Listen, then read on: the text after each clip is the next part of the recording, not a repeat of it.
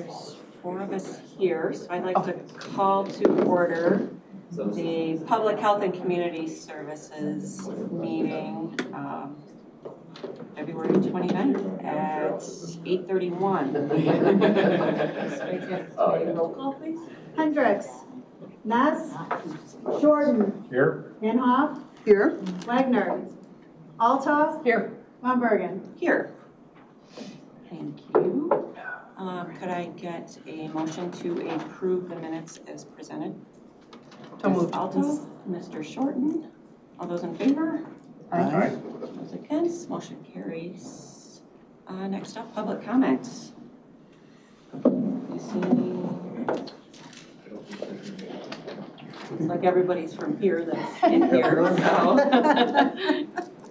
Last call. All right, seeing none, we will move on to member comments. Ms. Altoff. During the workforce housing update, may I ask Hans to join us at the table and give a little bit of an update too? Okay, thank you. Anybody else? All right, moving right along. New business, so the routine consent agenda. Are there any items anyone would like removed? 6-6, please. 6-6. All right, seeing none, can I get a motion for 6-1 through 5? Ms. Altoff and Mr. Shorten. Can I get a roll call, please? Van Hoff. Yes. Shorten. Yes. Altoff. Yes. Von Bergen. Yes. Okay, so 6-6. Could I get a?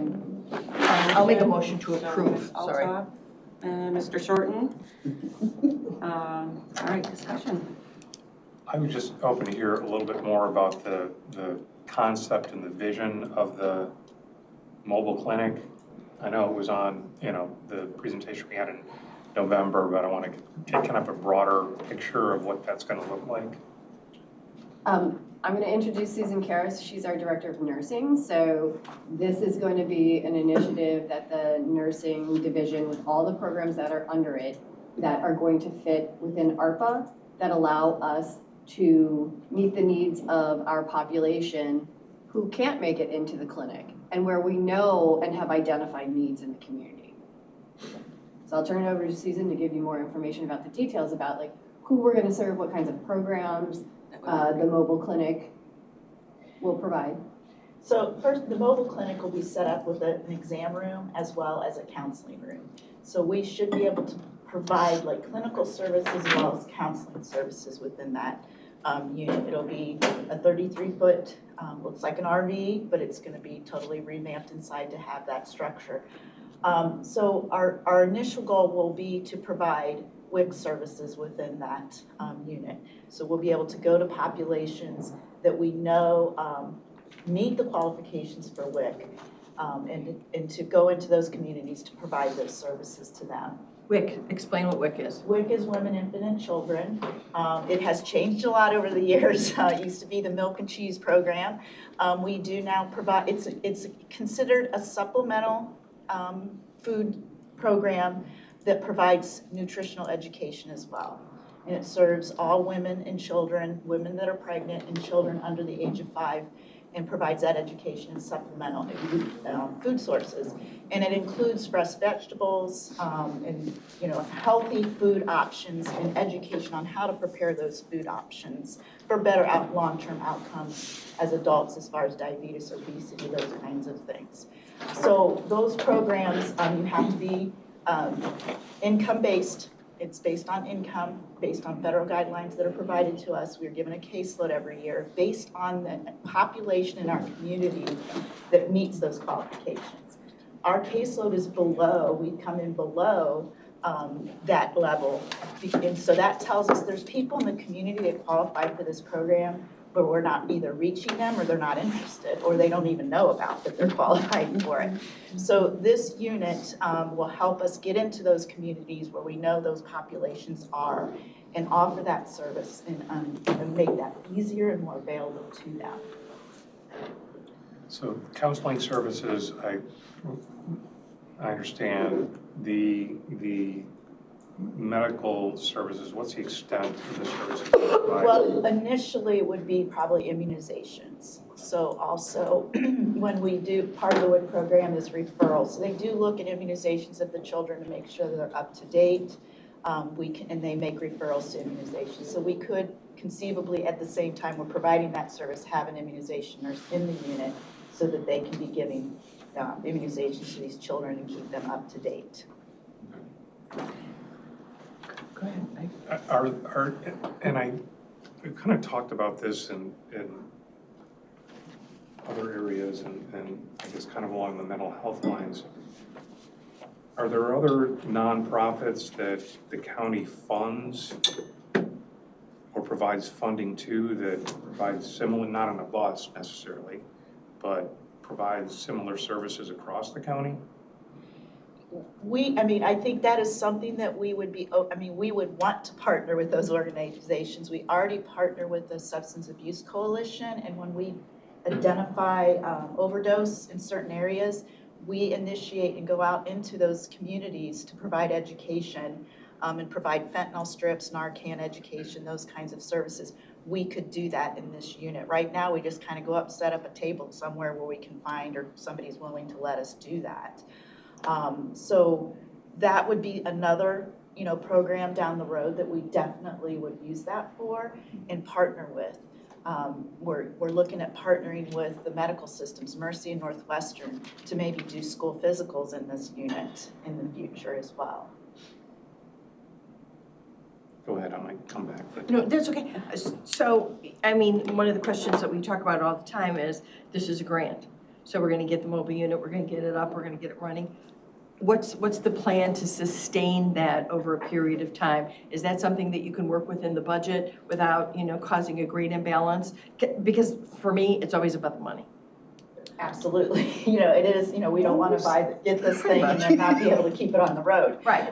So, yeah, we of course, we know we have, the ARPA funding when that expires. During this time, and we're reaching out to municipalities, we're reaching out to those partners. Who could we partner with to help fund that unit and keep it on the road? So that's what we're looking for. We do have, we would be looking, of course, at our general fund to keep it on the board, or on the road, but also we're looking at those partnerships to help fund that as well. So if they're using it, what can you do to help us keep this on the road? And that's what we're planning on looking at and doing. And are there any grant programs that we're aware of that we could also apply that would, that we could use for that? Yeah, Right now, I don't know of any, but of course, we're always looking for those things as well, to, offset our general fund. There might be grants for specific programs that you could, not necessarily it's a grant for a mobile bus, but it's a grant for Delivering the service. Right, so a service that can be provided in an office or in a bus, and you can transfer some of those dollars to the bus. Right. So like, for example, with WIC, if we can show WIC that this is helping, our caseload has increased, we would try to ask permission, can we use some of our grant funding to help? Okay, that's costs. yeah, okay. So yeah, That's what it's looking there's for. so many, things, but we're always gonna be looking for those things. Partnerships are grant dollars. I'm also because we've had some conversation. So get me up to the speed where you guys decided that having that mobile unit was viable and important enough to McHenry County to initiate. Yeah, so I've done a lot of research, and I can share, there is a meta-analysis article that looked at 51 research articles about the benefits of mobile health clinics. So there is evidence that prove the benefit to population health, individual health, the cost to the community as far as reducing the cost to the healthcare system. I'd be more than happy to share that to you, but these decisions to go in this direction to get the mobile clinic are based on evidence-based interventions. And also, just as a reminder, so in our community health improvement plan, access to care was identified as a huge need. And transportation is a big piece of that. People unable to access care because they don't have transportation. The transportation always comes up for all of these services. So it's huge. And actually, even in the workforce group, transportation is I mean, it's like everywhere. You know, if you don't have a car or a reliable form of transportation, pace often won't work for you. So I think a mobile health unit would be great for, especially for those hard to reach areas, for people that can't get to the health department or to Crystal Lake. And this could also help meet the county's health and social service goal to develop and implement a public health strategic plan to address the county's aging population, right? So we know we've got a lot of seniors that are homebound or have difficulty getting places. So I think this is just another strategy we could use or tactic we could use to meet the needs of those senior populations as it relates to public health. Gosh, we have mobile pet grooming units now. Well, you know, I'll just throw out too, you know, we've had a lot of new individuals join the board. You know, some of us have a lot of different experiences we bring to these tables. But I think it's important for us to know what the rationale was, what you're looking at, all of that, because we have to go back to our people and explain what we're doing. And again, my comment is, you know, if we find it extraordinarily viable and it's effective, how do we keep it up and running? You know, what's the cost and how do we make sure that we're able to continue that service? People become dependent and then we pull the rug out, and I don't like that either. So, but thank you. Yeah, I see the value, but I'm also a little bit skeptical. You know, and again, it is about the money and the cost to deliver services. And while we have the ARPA funds to get the bus up front, there's an ongoing cost to maintain that. And you know, I'm concerned, are there other more cost-efficient ways to run a clinic? Is the only place that we service right now at the Crystal Lake facility? We have clinic services and WIC services at Woodstock and our Crystal Lake location. Okay. And can we, I mean, for what this is being used for, which is counseling services, and what I'm hearing initially is immunization, and would it go beyond immunization, or is that the extent of the? Well, I think it's WIC will be our initial, which does counseling and those supplemental and education. There's, you know, the potential to use it in many different ways. We have that flexibility, and how we're having it built out is to have that flexibility to provide different services within that unit. And you know, what is the needs? And as we identify the needs in the community, it gives us that flexibility to use that unit, how we would need it, whether it be counseling or providing clinical services. So our initial use is going to be for WIC. And as we, you know, learn more and how it's working out and building those partnerships in the community and what they need, this would be a tool that we could use.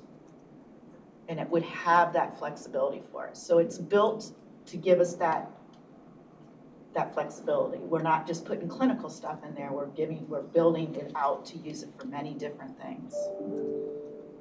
Did that answer your question? Yeah, I'm trying to be my Republican self. And I'm gonna say, are we, in your opinion, okay, you guys are the ones, you're the policymakers, you bring this to us. In your opinion, are we doing this to meet a need? Or are we doing this and then the need will come? No, there is a need. There is a need. It's already there. The need is there, but I'm just saying that it gives us the flex, because in public health, we're always looking at what's coming. And we're expected to identify those things and try to close that gap as quickly as possible. There's an immediate need now for it, but I think there's going to be things that we identify in the future that this clinic or this mobile unit could address. It's going to give us that flexibility to address those things, so that we're being proactive and not reactive. Thank you. Yeah, and I think it's important that you pointed out that this is based on 51 articles that show that there's evidence-based reasoning for implementing a mobile unit.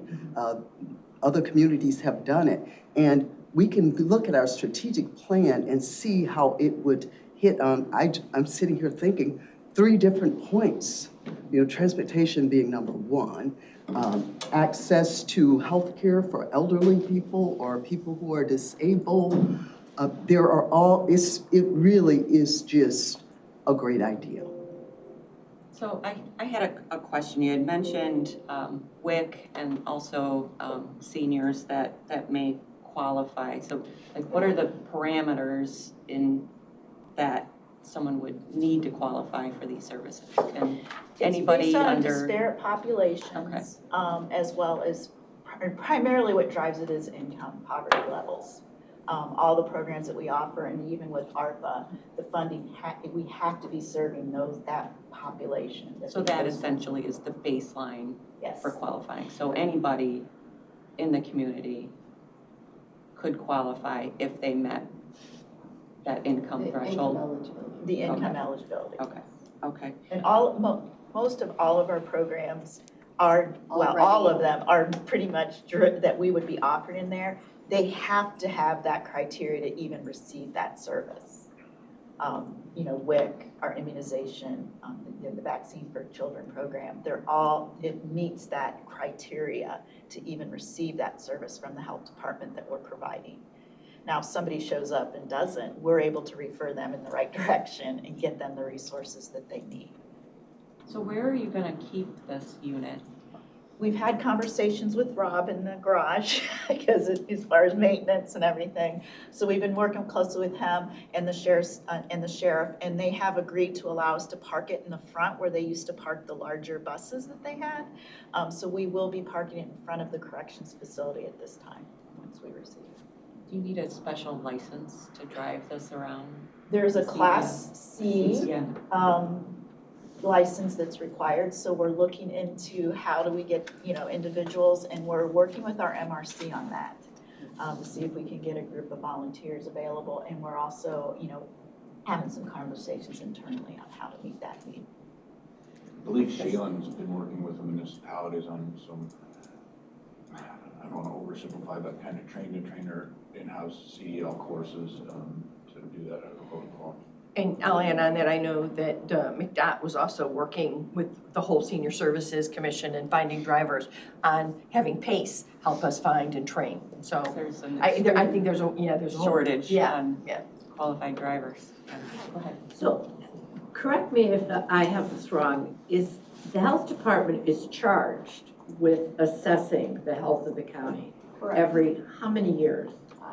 It's every 5, but we do it every year With the hospitals. hospitals. So you survey the entire count, you sample the entire county. It's a charge by the state, I think, that you have to do Correct, that. it's in the Yeah. administrative code as a certified Yeah. local health department, we are required to do a community health assessment and improvement plan. And that, part of that, to meet the qualifications, is we have to do focus groups, do surveys of the community. It is a community-driven process. It's not just the health department.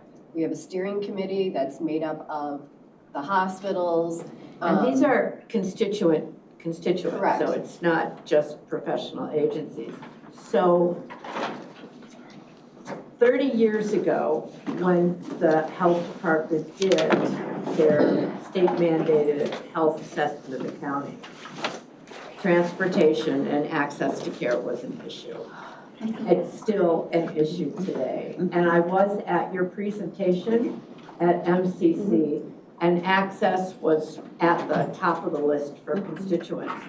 They cannot, not just homebound, but people who no longer have licenses, or people who drive cars that maybe won't make it out of the driveway. I just hate to say that, they can't get to Woodstock. And so this has been a long time, this is not a new conversation, accessibility. It's been ongoing forever. And this is one way to solve that piece of the access question. I don't think it'll be the only way, but I think it is one way to be able to do that. And then the more people use it, the more people will use it, because word will travel. So. Go ahead, Eric. So how many new people does the health department anticipate this will service versus last year with just the Woodstock and Crystal Lake facilities? Well, our caseload, and I can only use the data that I have, our Yeah. caseload for WIC and how we fell short. So we fell short by just over 1,000 in our caseload. So that would be my goal, is to meet that caseload, and to find, to get to those people. So that would be the start, and then we would move forward from there. But I guess for that 1,000 shortfall, was it because of transportation or? Well, we're not sure. Okay. The state is basically saying, this is the people that are qualified in your community for the program, and our caseload is based on that. We don't know if it's because of transportation or lack of knowledge that they qualify for the program, or not interested in the program, and being part of it. We don't really know, and I think getting out there in these communities and where that population is, we'll be able to, derive and get some better data on what is happening. But we don't have that data now. No, but we do know that other counties that have started this, have a mobile unit and have used it for WIC, have increased their caseload. Do you know by how, like what percentage? I don't have I can get those numbers for you. What counties? Boone County and DuPage County has a unit that they're using specifically, started using it with WIC. If you look, I don't know if I can talk, but the low-income numbers for low-income students in some of these areas is at 50% of some of the elementary schools, like in Harvard, for example, or in different parts of the county, if you look at the number of low-income students. So you think about how many people could be targeted if we were in place there. Some people don't even know about the program, wouldn't know that they were eligible, and then it's word of mouth. The success that Boone County has been pretty profound. So they're making progress in being in the community, but it's hard to measure something that's not been done here to stay. This I'm is, sorry. this is sorry. Lindsay DeRate. She is a nurse getting her MPH and is an interning with us, and she's working on this project with us. I've been analyzing all the data, so I'm trying to look at the numbers to come to you to be able to justify the purchase. So do you know, you said Boone County's had significant improvements? Right, I'm going to what are shadow. those? I'm going to shadow. Their WIC numbers have gone up significantly from what they were at. I can't tell you what percentage right now because I haven't been there yet. I'm working to go over there multiple times to kind of get and gather more information. So we'll have more to give you on that. Do you have a ballpark? I mean, at least, no, I can't. Like, I don't want to give you a number that's not true. So I don't know. Okay. I've reached out to them and plan on spending time with them, but I will tell you, like, they're located at Head Starts, they're located at grocery stores. They're targeting all of the specific areas where you would be where people need you the most and where, so the access to care, we talk about access to care, you are making it accessible by being where they are. There's no way that you're not going to increase your numbers by being where the people need you the most. And if you have that many, I don't doubt that. but if you have that many low-income students, you know that you have a lot of people who are able to qualify. And certainly, like, based on our utilization numbers for WIC per zip code and the population numbers, like even we were talking about Algonquin, there's 29,000 people there. Our utilization for WIC services are fairly low. And some of their elementary schools also have low income and high Hispanic population and low utilization of our WIC services in office. We're quite far too, distance-wise, Woodstock, Crystal Lake, like it's not necessarily a close journey for someone who has one car. I don't know. I can't give you exact numbers, so it's all. No, I wasn't looking for exact numbers. You just had mentioned that there were significant increases. I wasn't sure if we Yeah, had and that's just what they're reporting to us, Gotcha. and they haven't shared their specific numbers with us, so that's what we're trying to get. Do we know what their baseline numbers were at least? No, okay. So I'm sure they have that information though, Oh, absolutely. Yeah, no, but. And I we would could- ask We that could get that. we get that information. That's a follow-up. I mean, even though We it can may not be pertinent absolutely right now, share I want that information. Absolutely. So we have a 1,000 caseload, I don't know what the right word is, shortfall last year. How many did we service? Is 1,000 10% of the total, or is it? Oh, close to probably over, 10,000 Okay. was the caseload. So we're servicing roughly 90, a little bit less than 90%. And how It much, would be 90%. out of that 10,000, how much, I guess, spending went to that? It Like, was all grant funded. But just roughly how much of the grant went to is about $480,000. And the vast majority of the grant is in personnel.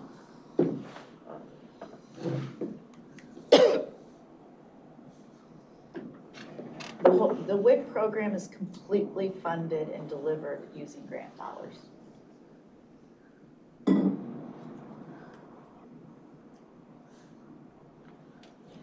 And I just want to emphasize again that like, while WIC is the initial piece, there are many ways we can serve the community and partner with our community to serve the needs of our populations. So again, we're going to utilize this initiative because our counterparts in other counties, we've seen that they have started to increase their WIC caseload, and because we're not meeting our caseload, this is another way that we can get out there and do the outreach in order to meet those needs. But there's many other needs that a unit like this can help, meet the gaps that we're identifying. Have we met our WIC caseload in the past? I know not this year, but have we We in prior have. years? We have. It's always been a challenge, and it's not unique to McHenry County. It's a nationwide thing. Because they're looking at the federal level, how many people would qualify for it, and then how many people are actually taking advantage of the program. And it's well under the population that would qualify. So it's always been a challenge in WIC, and we've always been challenged across the nation of why aren't people using this service that's available to them, especially when we have high levels of obesity, diabetes, and all these things that can be prevented with early nutrition and understanding of eating healthy and knowing how to use and cook healthy foods. So it's been decades of a challenge with this, and why the program was really developed to begin with. But it's always been, we've always fall short of the people that actually qualify. And again, it goes back to those 3 points. Is it because they're just not interested in doing it, or they don't even know they qualify, or they don't have access to a WIC program? So I'm gonna do it again. Huge broad perspective.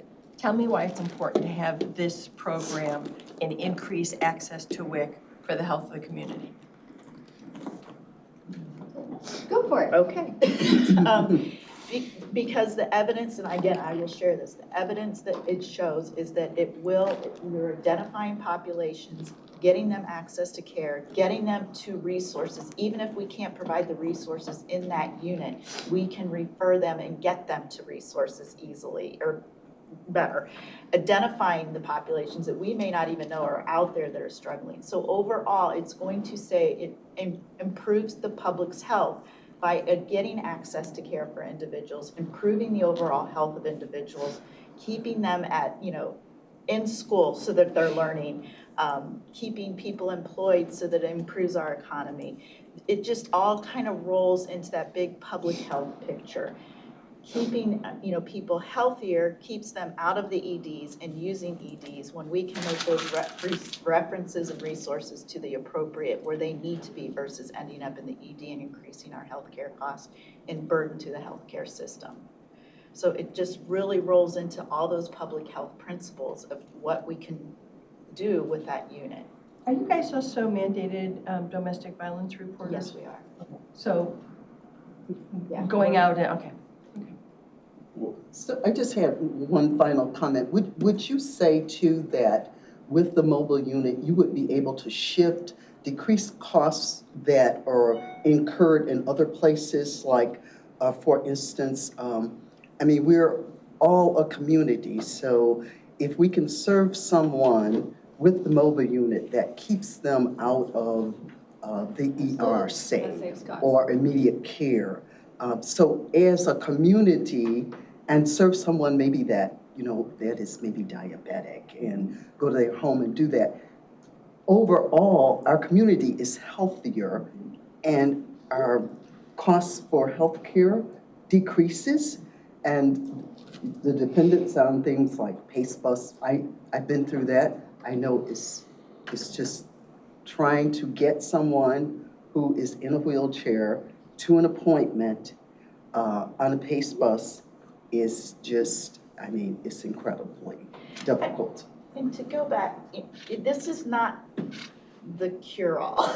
Right, I mean, the right. mobile, it's the public health is multifaceted. So we have to use all our tools that we have available to us to meet the needs of the community. And this is just one piece to a much bigger pace. That's still a very important tool for us. Right. Uber has become an important tool for us. So to get people where they need to be. So it's just bringing everybody together. Public health is that chief strategist. Who do we have in our community? What are those tools that are available to us?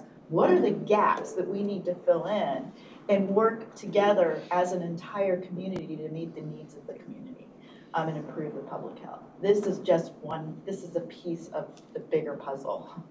You know, historically, public health went into the community, went into homes. There is a high value of having a public health practitioner be in somebody's environment, to see, to put eyes on, to be connected to them.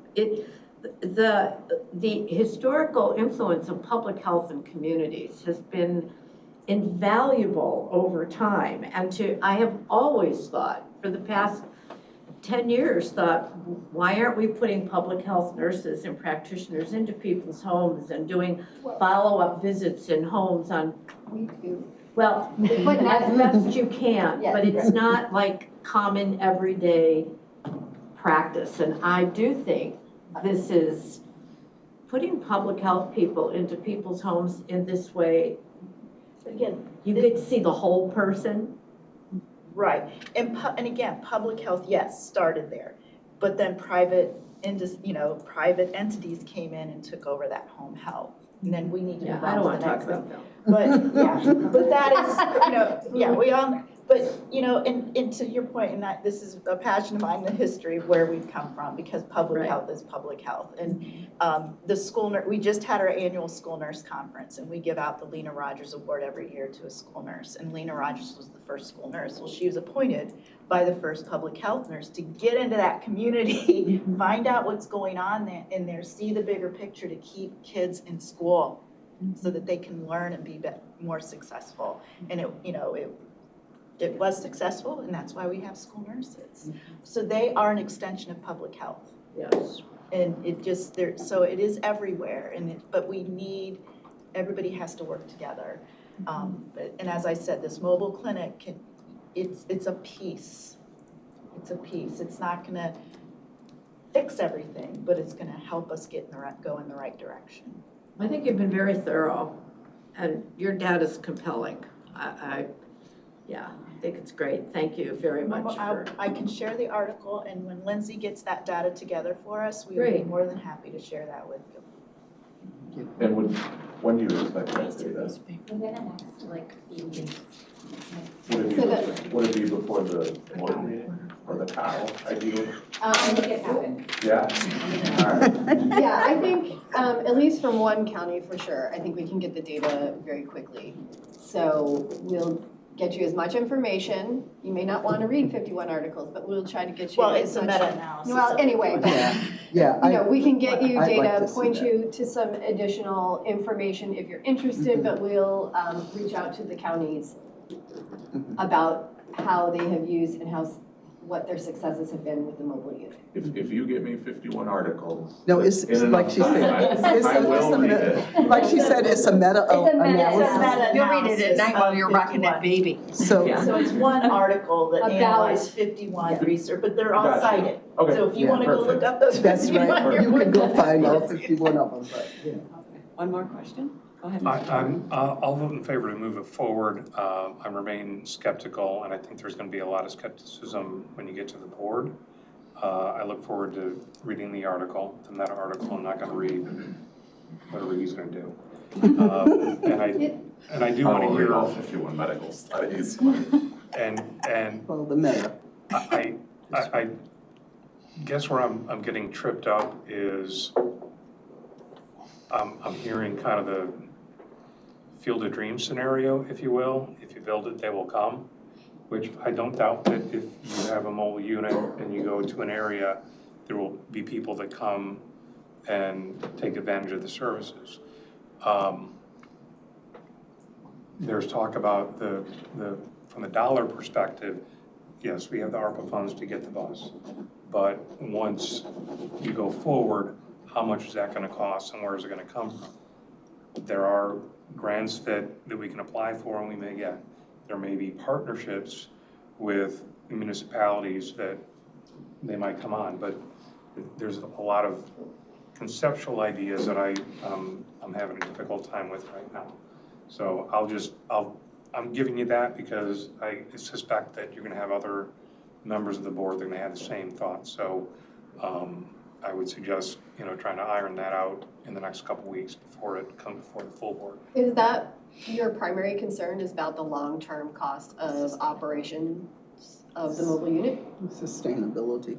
Yeah, sustainability. Just trying to hone in so that we can make sure that we can follow up accordingly. It's cost and broader impact, because if I'm hearing that a lot of it is counseling services and helping to get people to other services, I look at that and, well, let's get a SUV and go do clinics at, city halls and township offices or at the schools.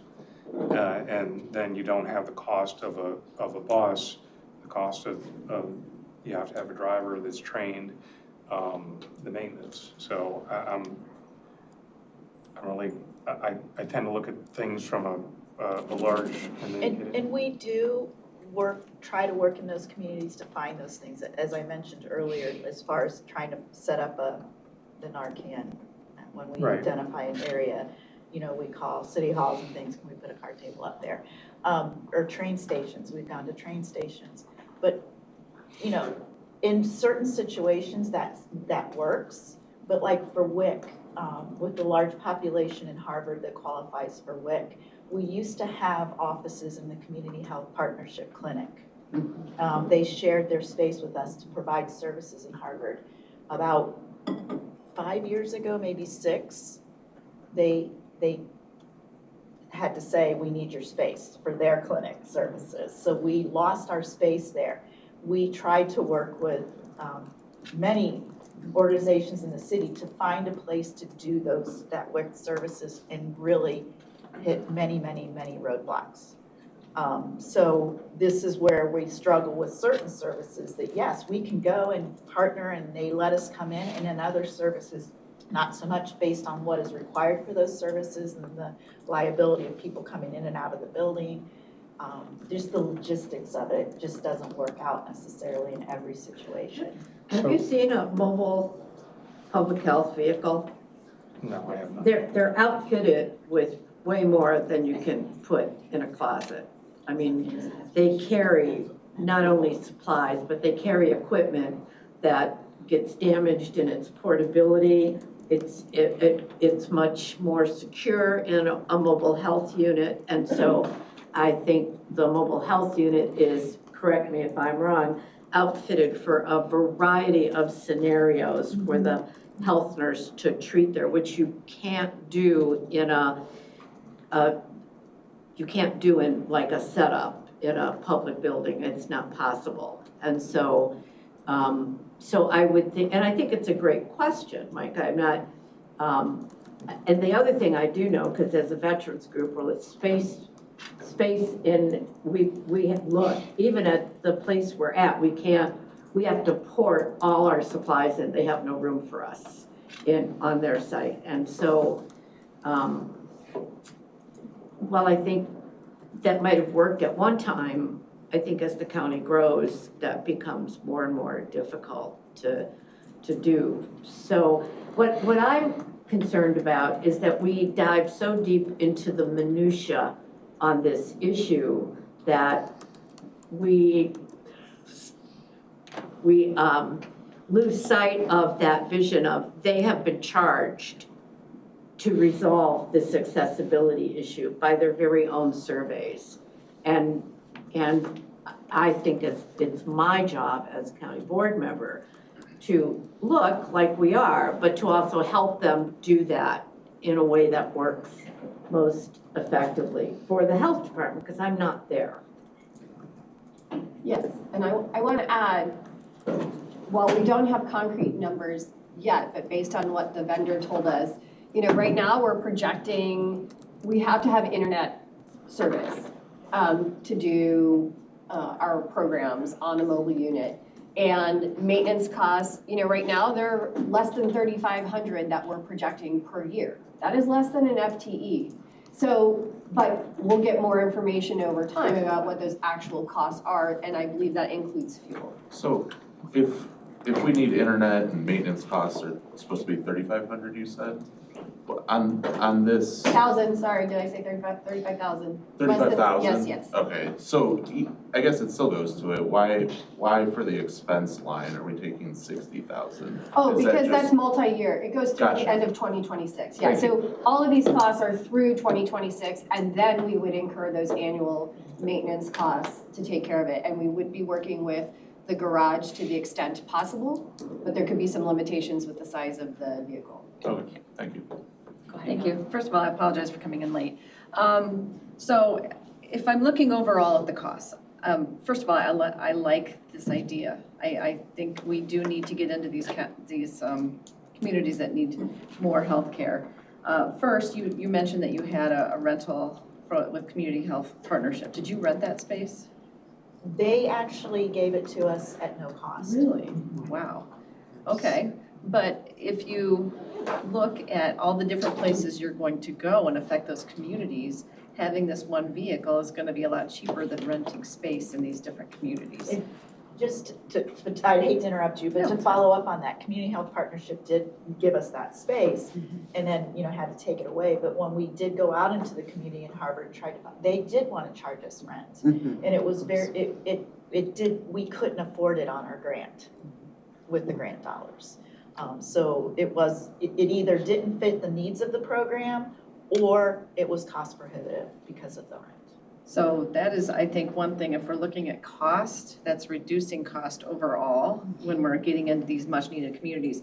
But also, it is proven that when you go in and you treat somebody and you prevent things from happening, whether it's physical or mental illness, if you prevent it, it is cheaper than treatment afterward. That's right. Not only is it, if you're looking at the direct care, but the overall care in the area when you're talking about, like you said, employment and just continuing on and not needing the public services or any doctor's care or anything beyond that. So I just wanted to bring that up because if we're looking at cost overall, it's actually improving the community and reducing the public cost in the county. Right, so the long-term impact is very powerful. And I know it can be hard for people to make the connection between public health and economics, but there's a lot of data out there that supports you keep people healthy, guess what? Kids who stay in school, they do better. They graduate, guess what? They get jobs, they contribute to society. All of those things are connected. So public health has this broad look at what it means to keep people healthy that then pays off in the end for the community. People live longer. They live healthier longer.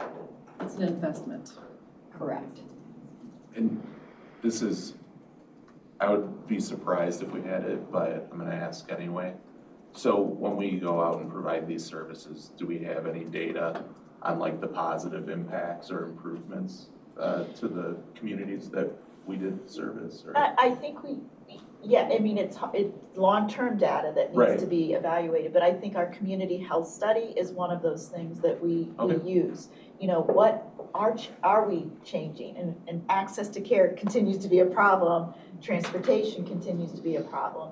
But what impacts are we making and measuring against? So yes, eventually we would be showing some data to determine whether it's making an impact. But right now,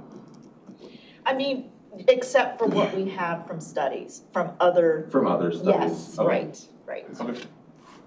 I'd just like to make one final request. If you're going to present before the COW, we have looked at other counties previously to see what successes and what decisions they've made. We recently voted on something using data from Lake, DuPage, and Kane to make a costly decision. So if you could let us know the progress of those counties that you mentioned that have a mobile unit already. Did you say Boone and DuPage or Boone and Lake? Boone and DuPage. Boone, okay. I thought Lake had one. Boone and DuPage both have it for WIC specifically. Yeah. Oh, okay. So if you could just look at, maybe how long they have had the units and what impact that had. And I know you're working on this, Lindsay. Boone is like relatively new, so I don't know how much long-term data you're gonna have. And Okay. also with public health in general, it's hard to find the negative. It's hard to prove That's what right, people that's don't right. have Yeah, by not when they doing. haven't developed it. So to speak to what his question, I'm sorry, I don't know your name. Eric. Eric, to speak to your question, it's really hard to prove a negative. It's hard to say that because we spoke with this woman, we prevented her from coming to the hospital with mastitis or coming to the hospital with depression or. No, and I wasn't, No, but I just wanted to speak to your numbers, numbers speak more than words to a lot of you from an economic standpoint, and it makes sense. It's hard to prove the negative. no, and I would argue it's impossible to prove a negative. But I guess what I was saying is, if we have a data sample of, we expect, 88% of the population to, fit into these certain health categories, and we've reached out to them, and, now only, 93% have positive, are fitting into positive health categories or something like that. Not necessarily, we stopped this, but just basing it off the general societal, I guess, data and trends. Well, Yeah. and that's part of what the community health improvement plan is to do, right? We identify the goals and objectives, and then we set measurable goals, or measurable objectives to meet those goals. And so over time, and that's part of, if we go back to like the data dashboard, we're gonna be able to demonstrate if something's working or not working. And if it's not working, that's valuable information to know that we need to go in a different direction. Yeah, but I guess all I'm saying is in a perfect world, I would love to have that data before we spend sure. $650,000 to figure out, we need to go a different direction, And that's my only concern. It's not a criticism, but it's just something I'd like to know if it's available somewhere. All right, great. I have one final question. Do you have an estimated in-service date, provided everything gets passed? Well, the vendor has stated that it once we get it finalized, the contract in place, that it could take up to a year to get the vehicle in our possession. Okay. Could we get a roll call, please? Wagner, Yes. Hendricks, Yes. Van Hoff, Yes? Ness, Yes. Shorten, Yes. Altough, Yes. Von Bergen. Yes. Great discussion. Well done. Yeah. Okay, so our next discussion, we've got the State of Illinois CDBG grants opportunity.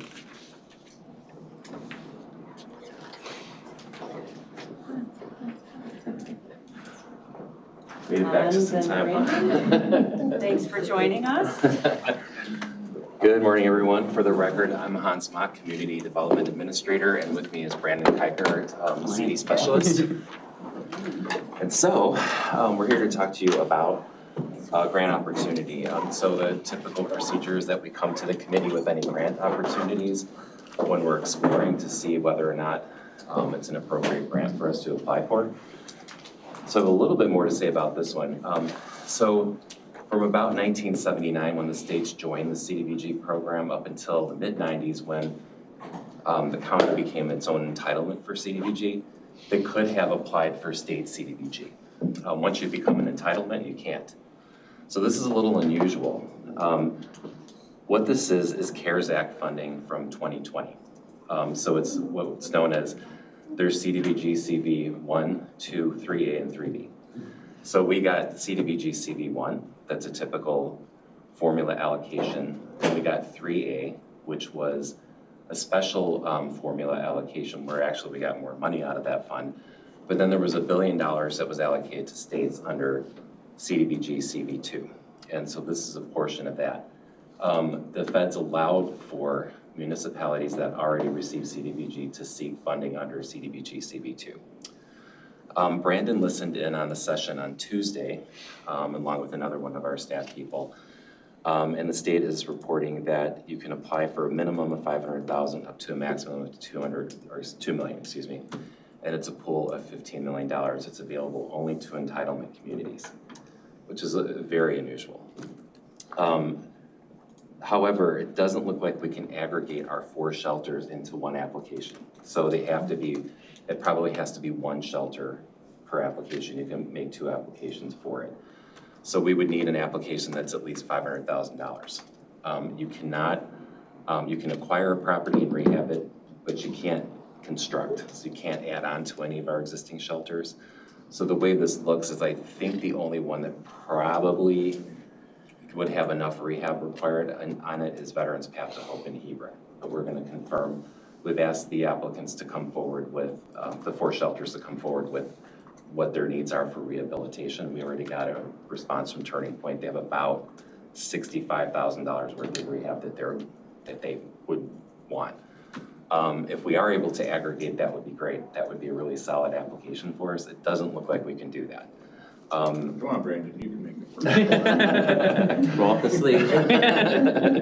So we're going to be exploring more into this, especially the aggregation. I would really prefer if we can do an application for all of our shelters to bring them all up to speed here. If we can't, then we'll have to look at whether we do like 1 or 2 applications, but it would have to be that minimum.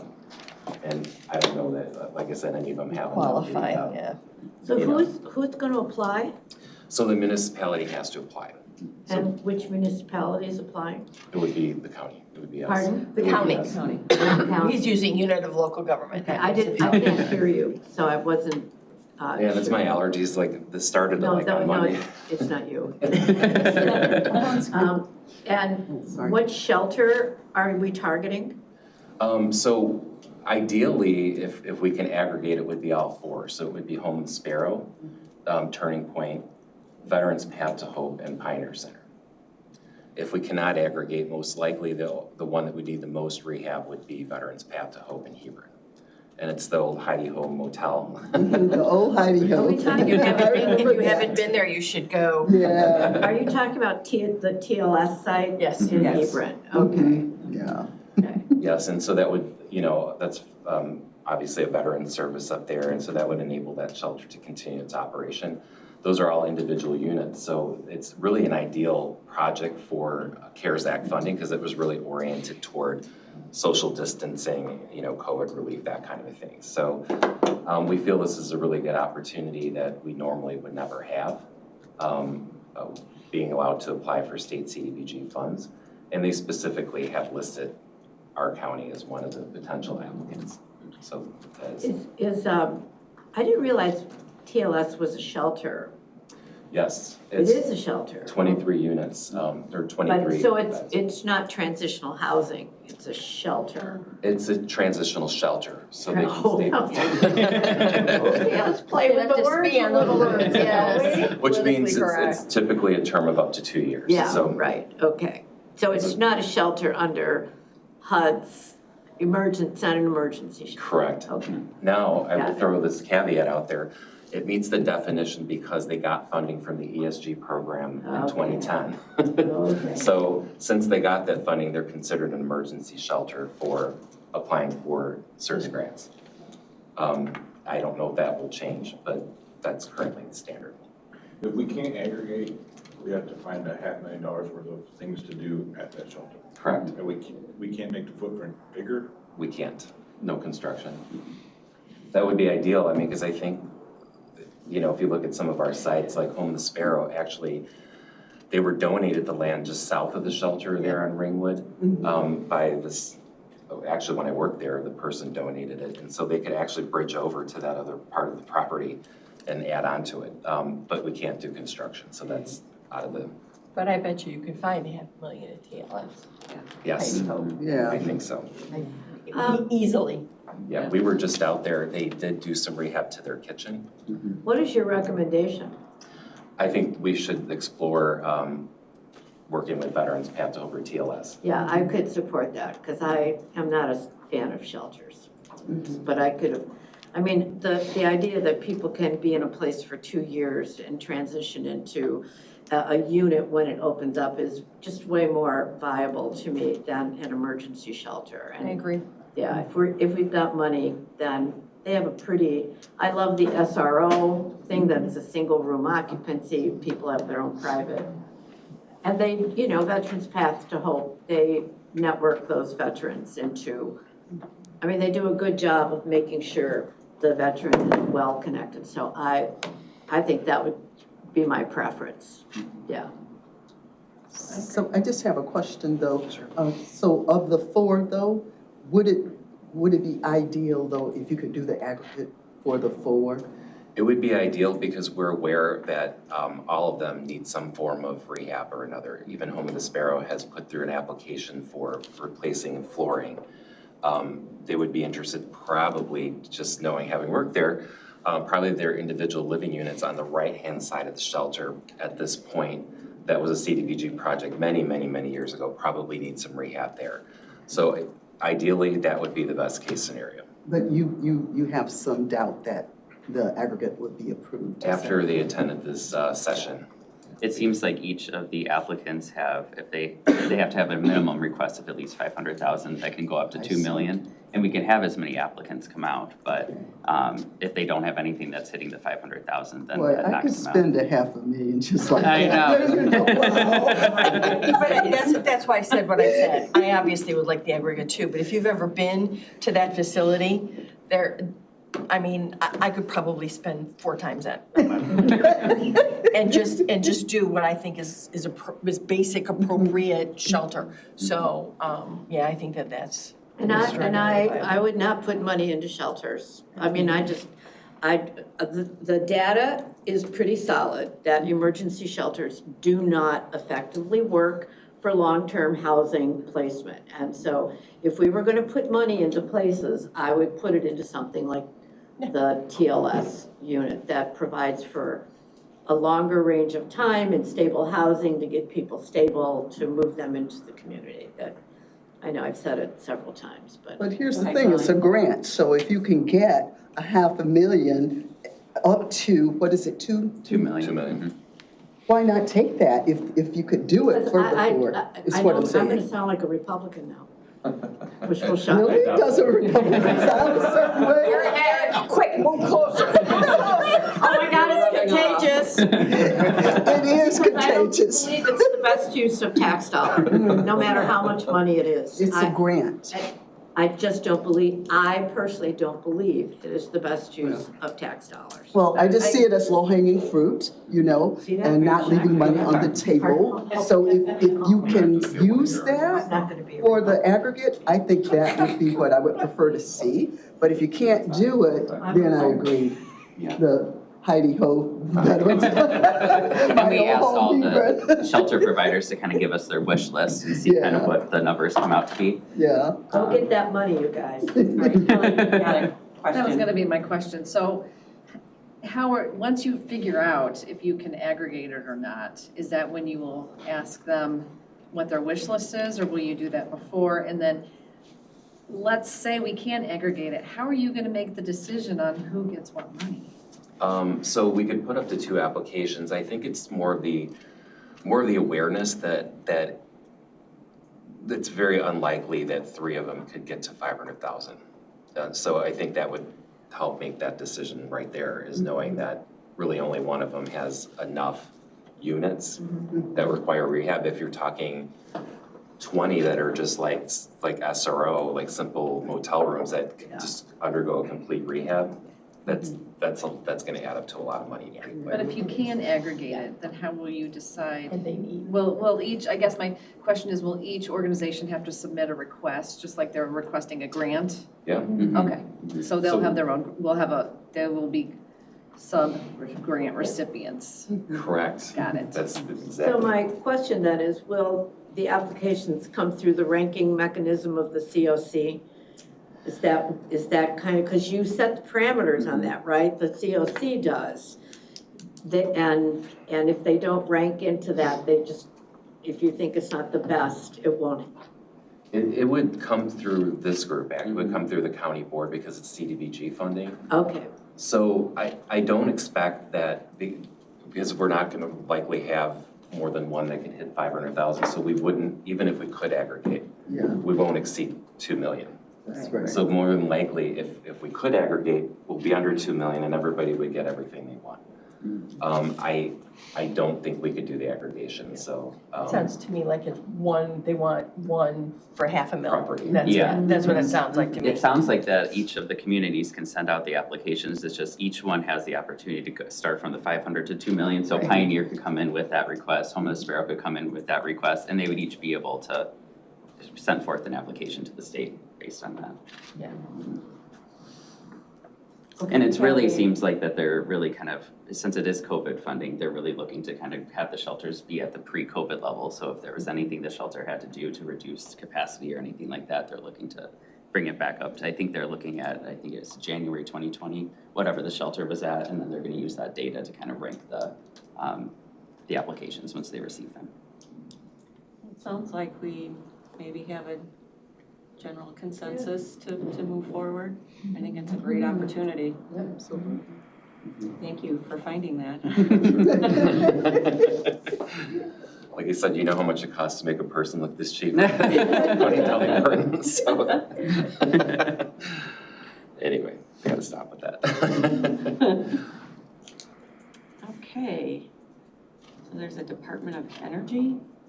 Yeah, I think we're doing a little bit more exploration because there's a lot more time to apply for this one.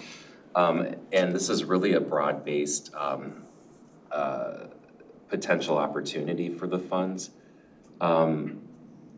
Basically what we're looking at here is these need to be really distressed communities. And so in our initial assessment, it looks very much like the opportunity zone, that sort of triangle between Harvard, Woodstock, and Marengo, that really parts of those areas would fit in and be eligible for this assistance. So what this allows for is rehabilitation that reduces the cost of energy. So replacing HVAC systems with heat pump systems, that kind of a thing. But we really would like to actually kind of get this more narrowed down and come back to the committee with there's a giant list of things you can do. Obviously, we're not gonna do all of those. And so is this something that's feasible for us to seek out? I think I would rather get that more honed down and come to you with a presentation on it and get feedback at that time. I think, you know, when I'm looking at this like giant list of stuff that I just went and printed out, it's really an awful lot to not be able to go through and have a thorough like sort of presentation and explanation of what all the resources are that are available. So I don't want to seek out something that it's either we're not going to get or it's not feasible or whatever. I'd rather come back with blessing. And I just want to remind everybody, because when we were in Washington, this was represented to me and I was like, duh. But many of those grants too, unless you hone them down, the actual administration of them is so onerous on staff, et cetera, it costs more than what we get. So I appreciate that kind of funneling down and figuring out what makes sense for us to use, because again, grant money, right? So I appreciate that. We definitely want to do the right thing with it. There would be administrative dollars associated with it, but we certainly don't want to have something where it's just not practical to operate it. So anyway, we will probably come back to you in April with that. Wonderful. Okay, so we'll move on to workforce housing. Pamela. But you're here. Do you want to? Here. You're here. You're sitting right there. So let's segue.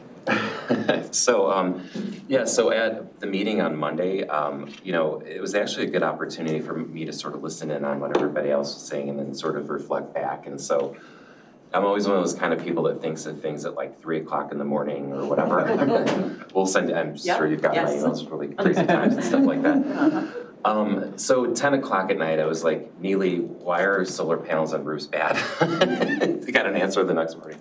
It actually makes a lot of sense to me, but And just so you know, they are banned for resale of houses, just, finish that thought. That's the actual thing, yes, and it was leasing and all that stuff, so I didn't know that. I was not aware, I thought it was a grant, so. So anyway, the general gist of it is that we came up with, we need to identify an appropriate number of units to target. We can't look at it as though it's construction that's gonna solve all the problems, there have to be other resources. We're talking about workforce housing. So what makes it affordable? We see higher levels of cost burden among our renters.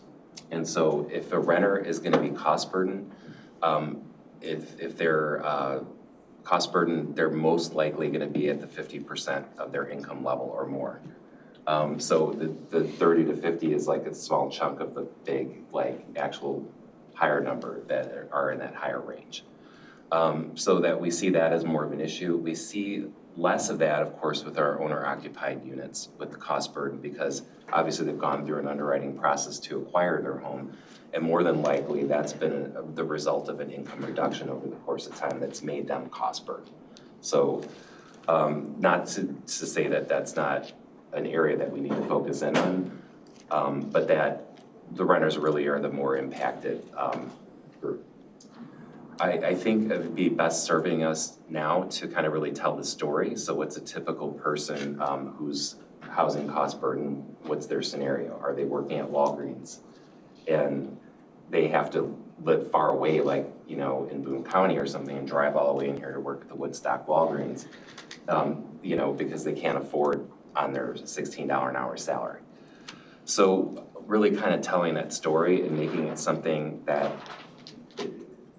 it relates to people when they present it.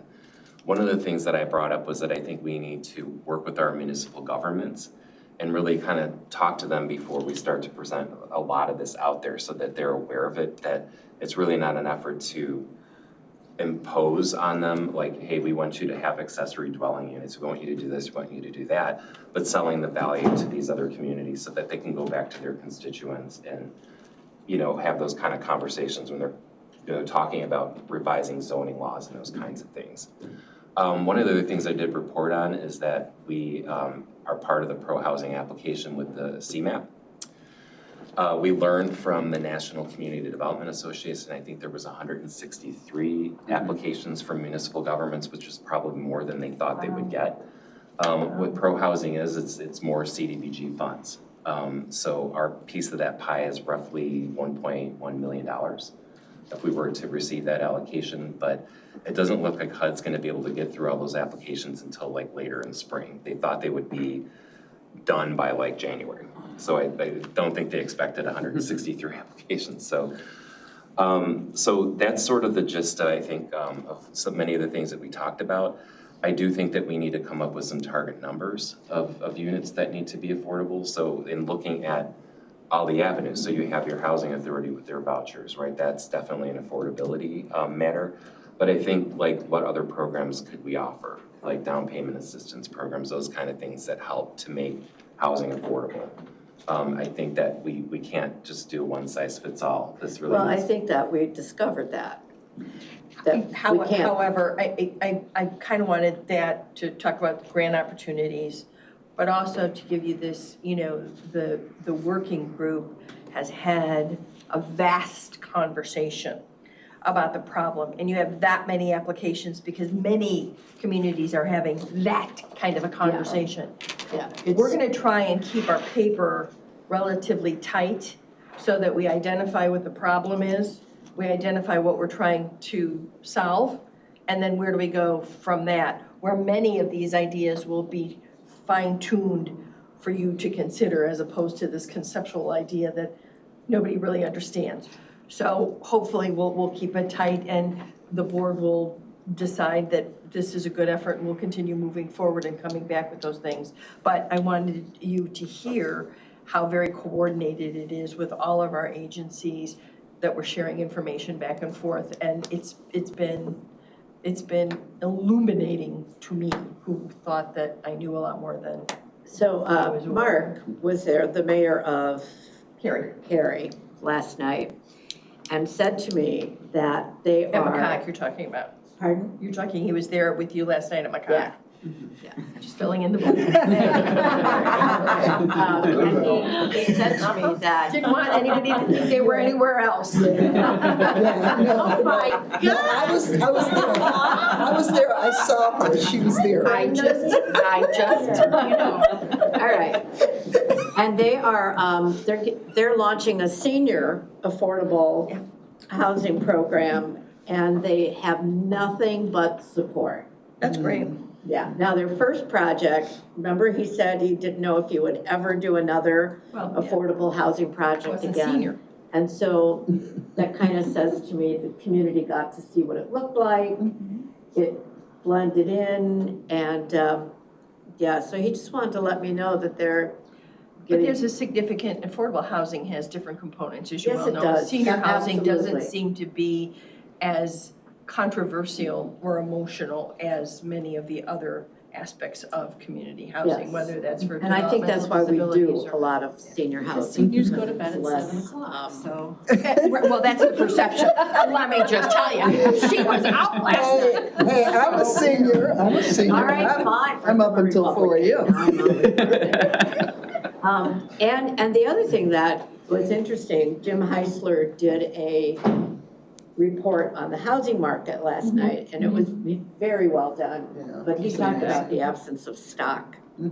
It was amazing. Well, and he's on our work. He's on our work group. Part of our But working he, you know, so I think people were not surprised, but surprised that even if you had money and could afford a house, you can't find a house. Then you can't find a house within that 30% to income market. Is just very, very hard. So I do think, but the report will be coming. Right, and again, I keep doing this, we're gonna try and funnel it, so it's, you know, we have all these outside sidebar conversations, thinking of the next steps, but we're gonna try and present to you what we are trying to do, define the problem, and give you the obstacles, the challenges, the positives, and then maybe some next steps. And you guys have to decide at the board level whether we continue or whether we don't. So it'll be white paper But I'm for telling you, you dummies. want us to continue, but you know, you'll have to decide. But we won't go so far outside, we won't color outside the lines right now. We disciplined ourselves, Yeah, we really. did. We did pretty well. You know, there's this desire to want to like jump to the solution, and the council has been in that place, and we've just sort of said, we committed to a year of looking and reading and researching, and we've done that. I think we've done that very well. Yeah, and the financing by private entities and why it is so difficult to entice them or to make it profitable for them to do affordable housing, which is again, then why would the county want to be interested in coming up with other alternatives? Because this isn't working, and this is why it's not working. And we talked to, I'll go that far, we talked to several of our federal legislators about they have got to change that process. Yeah. You know, it is impossible. We have people who have been out there for 6 years trying to put their financing together. I mean, it's an impossible jigsaw. So we did talk to them about continuing to work with them and trying making it better. People and getting can't wait money. that long. Yeah. it's just- Developers can't. But, you know, and if you don't read it, we'll have a YouTube video. Hans is going. 3 o'clock in the morning. Right, probably. With the cats. With the cats, right. With the cat. If Taylor can do it, you can do it. So thank you. I mean, I have nothing more than thank you, Scott, for all of your, coordination and leadership as well. And whiteboard. With great leadership. Great. And again, the reports. We're gonna bring it, hopefully we're gonna bring it here in April. That's our and then get it, maybe May, we're gonna give ourselves a little attitude, but to get it in front of the board by June at the latest, but it'll come to public health first. For your input and your Wasn't our feedback. first council meeting June? Mhm. We met in June, so it'll be a year. Wow. Great. Well, thank you, everyone.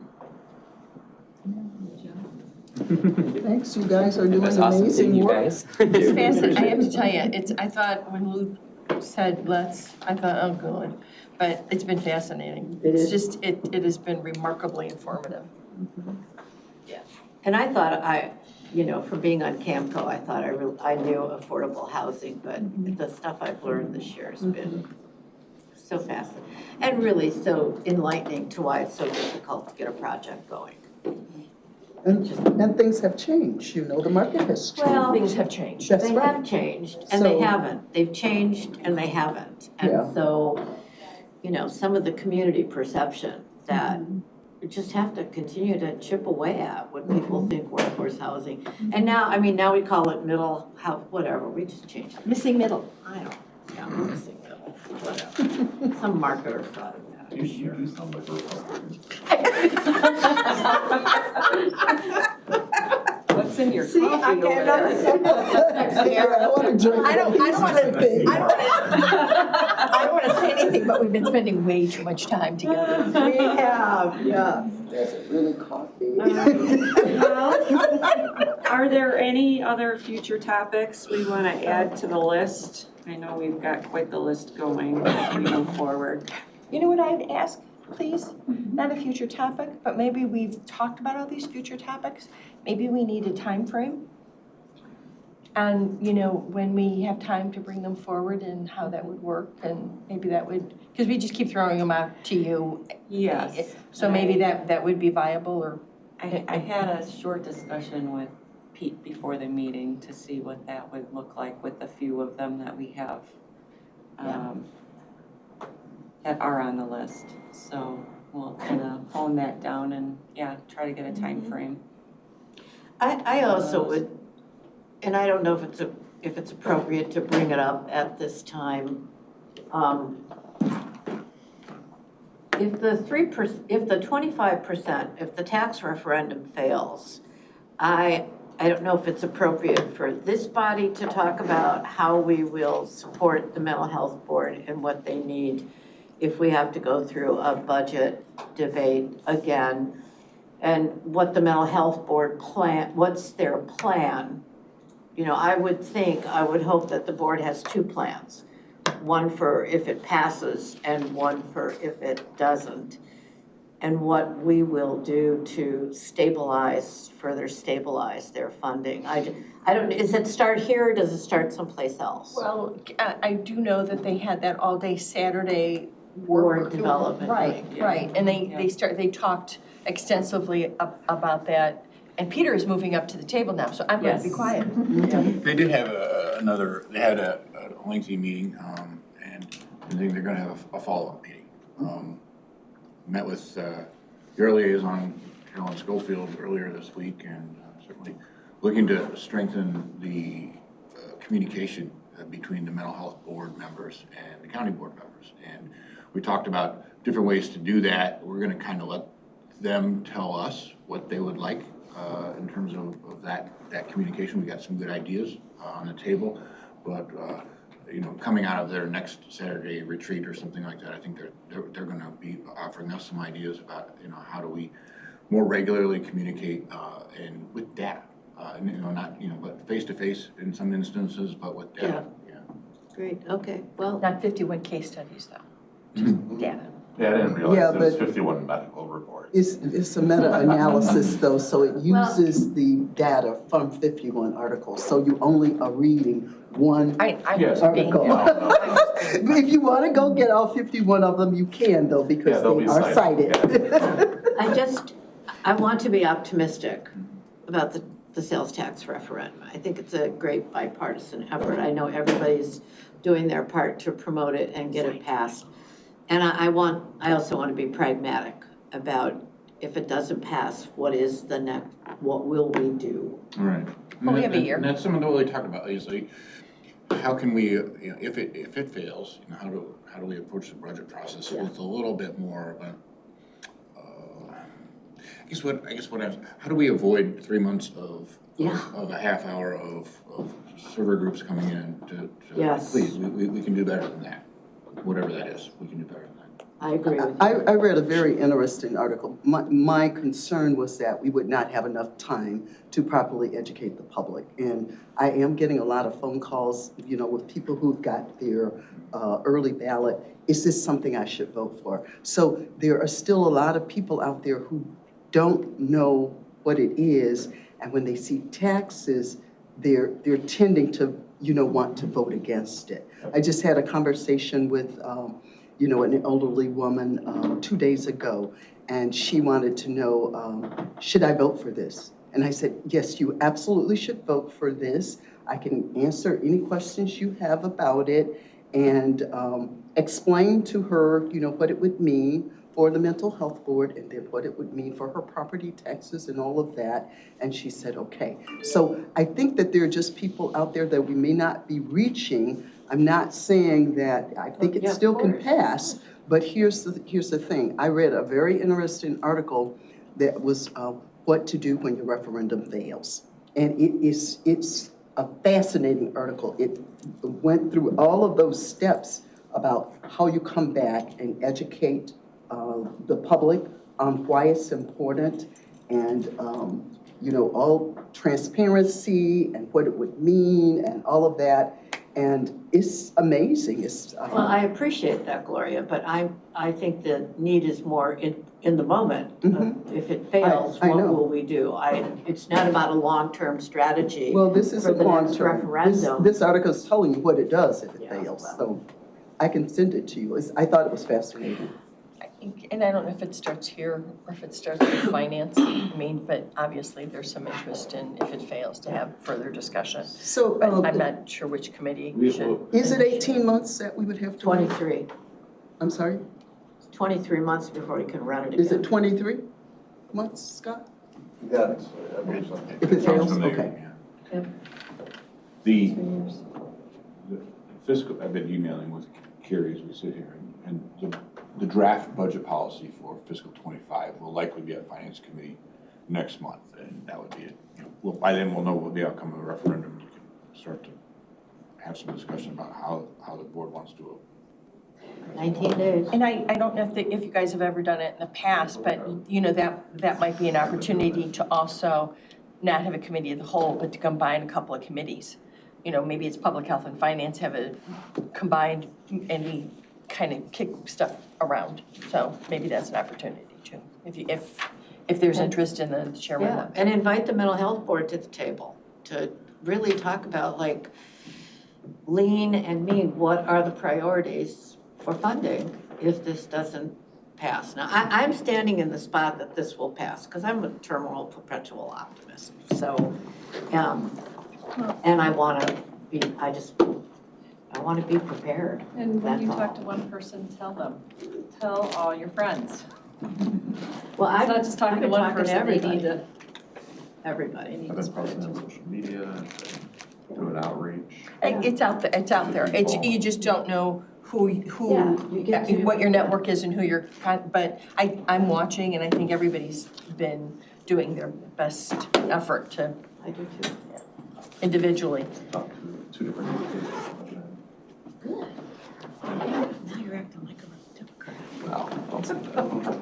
All right, You two are both seeing no need for executive session, could I get a motion to adjourn? So motion? Second. And Mrs. Van Hoff?